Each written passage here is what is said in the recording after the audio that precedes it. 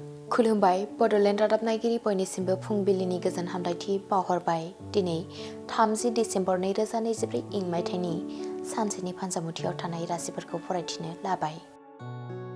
मेष राशि गोसोखौ गाज्रि मोनगोन, उसुखुथु जागोन, रां रुफा खहा जानो हागौ।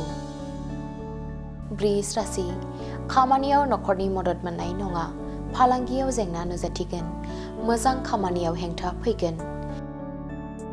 मिथुन राशि मेगननि जेंनाया हामगोन, जेंनानिफ्राय बारग'नो हागोन, समाजाव मोजां मुं मोनगोन।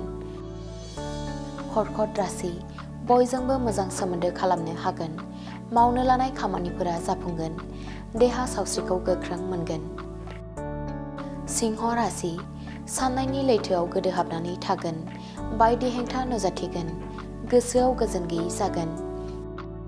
कन्या राशि मुलाम्फा खालामनानै लानो हागोन, नाथाय नखराव जेंना फैनो हागौ, नांलाय खमलायजों साना बारलांगोन। तुला राशि रां रुफा आरजिनायाव जाफुंसार जागोन, सिखिरि सुबुंनि नोजोराव गोग्लैगोन, थांखि लानायाव जाफुंगोन।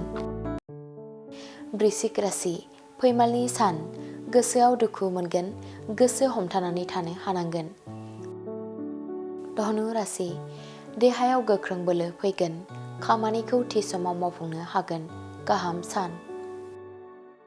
मकर राशि बिसि फिसायनि गेजेराव अनलायनानै थागोन, गोजोननि सान, मोजां सम बारहोनो हागोन। कुम्भ राशि गोदान लोगोजों सिनायथि जागोन, मोजां खामानि मावनो हागोन, खामानिनि गेजेरजों बयजोंबो सिनाय जागोन।